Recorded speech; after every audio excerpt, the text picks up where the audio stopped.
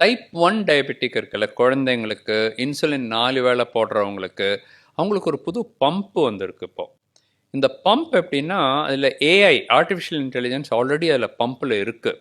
சின்ன ஒரு செல்ஃபோன் மாதிரி தான் இருக்கும், ஒரு இவ்வளோ சைஸ் தான் இருக்கும். அது நீங்கள் உங்கள் பெல்ட்டில் கூட போட்டுக்கலாம்.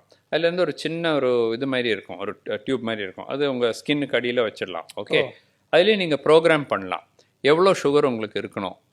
சாப்பிட்றதுக்கு முன்னாடி 80 இருக்கணும், சாப்பிட்ட பிறகு 120 இருக்கணும்.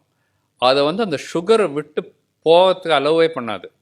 அதாவது 80 வந்தோடனே இன்சுலின் அதில் ஆட்டோமேட்டிக்காக இந்த சென்சர் இருக்குல்ல, அது உள்ளே இருக்குது. ஸோ அதை வச்சு சுகர் பார்த்துட்டே இருக்கும், மினிட் டு மினிட். நம்மளால் பார்க்க முடியாது அந்த மாதிரி, அது ஏஐனால அது பார்த்துட்டே இருக்கும்.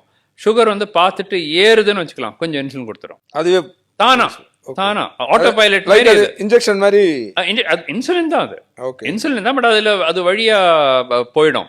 இந்த குழந்தைங்களுக்கெல்லாம் 4 வேளை இன்சுலின் போட்டு கூட சுகர் இப்படி இப்படி இப்படி இப்படி இப்படி போயிட்டு இருக்கும். இது போட்ட பிறகு நல்லா ஸ்ட்ரெயிட் லைன் மாதிரி வருது, லோ சுகரே வரல. இல்லை இந்த லோ சுகர் ஃபிட்ஸ் அந்த மாதிரி எல்லாம் பயந்து அம்மா அப்பா எல்லாம் பயந்து தூங்காமல் அந்த மாதிரிலாம் இருந்தாங்க.